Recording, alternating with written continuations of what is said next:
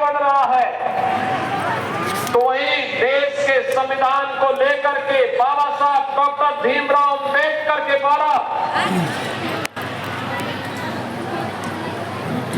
जिस कार्य योजना के साथ देश के संविधान का निर्माण किया गया था और संविधान के प्रति सर्वोच्च सम्मान व्यक्त करते हुए एक भारत श्रेष्ठ भारत के निर्माण के इस कार्यक्रम के साथ जुड़ने का सौभाग्य हम सबको प्राप्त हो रहा है।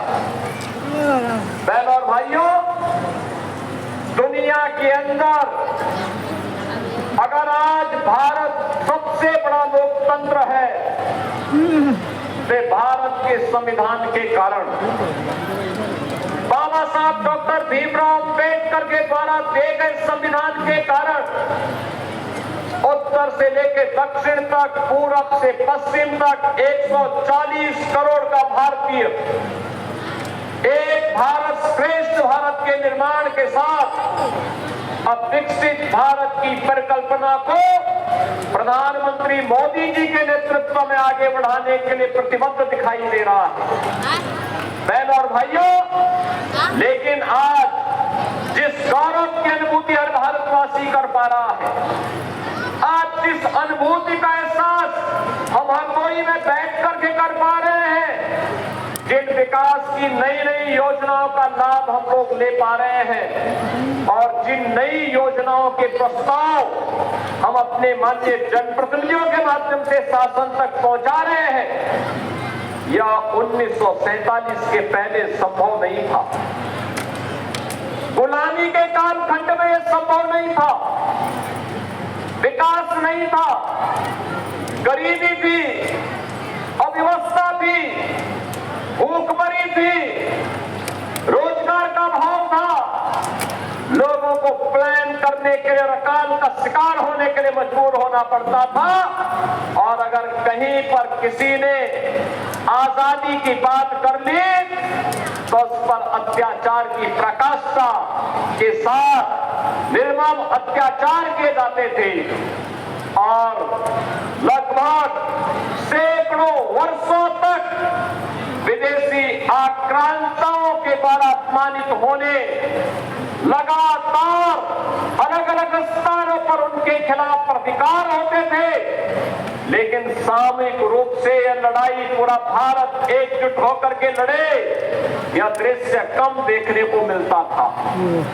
1857 का प्रथम स्वतंत्र समर पूरे देश को एकजुट होकर के लड़ने के लिए एक नया उत्साह और एक नए उमंग के साथ आगे बढ़ता हुआ दिखाई दिया।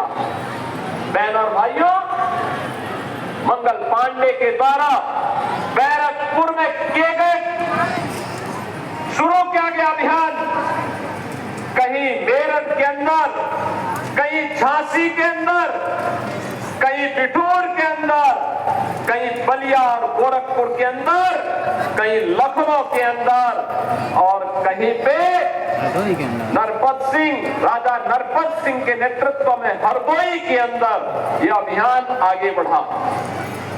याद करिए क्या जज्बा था। जिससे पूछो, जहां पूछो, मंगल पांडे से जब पूछा गया था कि आखिर तुम तो ब्रिटिश सेना के हिस्से हो, क्यों आजादी की बात करते हो, उन्होंने कहा रखो अपनी नौकरी, मेरा देश स्वतंत्र होना चाहिए, भारत माता की आन मान और शान की रक्षा होनी चाहिए। रानी लक्ष्मीबाई से पूछा गया, रानी लक्ष्मीबाई से कहा गया कि केवल एक बार कह लो ना कि हम तो विदेशी हुकूमत के साथ मिलकर के काम करने को तैयार हैं, उनकी झांसी सुरक्षित रह जाएगी। उन्होंने कहा नहीं, झांसी भी सुरक्षित रहेगी और भारत स्वतंत्र होकर के रहेगा, हरगिज अपनी झांसी नहीं दूंगी। और इसीलिए तो हर भारतीय के मुंह से निकल पड़ा, खूब लड़ी मर्दानी, वो तो झांसी वाली रानी थी।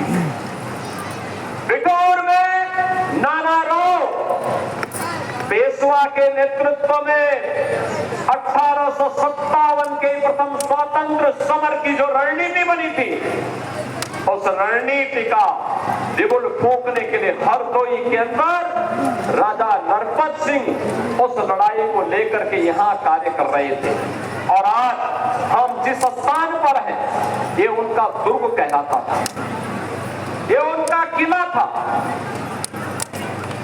स्वाभाविक रूप से जब आजादी की जज्बे को देख करके जो लोग भाग रहे थे, उनको कैसे अच्छा लगता, कैसे अच्छा लगता। 1857 में झांसी ब्रिटिश हुकूमत नहीं जीत पाई थी, विजय महारानी लक्ष्मीबाई की हुई थी। हरदोई में इस क्षेत्र में ये विजय राजा नरपत सिंह की हुई थी। वहां पर अंग्रेज विजय नहीं हो पाए थे। ऐसे ही गोरखपुर में बंधु सिंह को वे परास्त नहीं कर पाए थे। अलग अलग स्थानों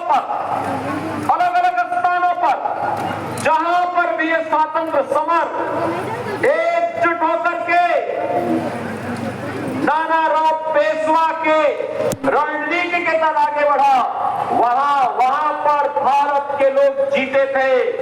और बाद में यह मंद बढ़ता गया और अंततः ब्रिटिशर ने फिर अत्याचार की पराकाष्ठा की। और जिसका एक उदाहरण आपके सामने महाराजा नरपत सिंह का यह दुर्ग भी है, जो खंडरों में तब्दील होकर के आज वहां पर एक टीले के रूप में मात्र बचाव हुआ है। मैं धन्यवाद दूंगा और आभारी हूं केंद्रीय मंत्री और उस समय के उत्तर प्रदेश के निवर्तमान मुख्यमंत्री के रूप में माननीय राजनाथ सिंह जी को, उस समय के सांसद श्री जयप्रकाश रावत जी को, जिन्होंने महाराजा नरपत सिंह ग्रेकुआर का यह भव्य स्मारक यहां पर खड़ा किया। और आज ये स्मारक हम सबको एक नई प्रेरणा दे रहा। और मैं धन्यवाद दूंगा यहाँ के लोकप्रिय विधायक श्री आशीष सिंह आंसू को, जिन्होंने भारत माता के से महान सपूत के स्मारक का दर्शन करने के लिए आज मुझे यहाँ पर आने का अवसर प्रदान किया।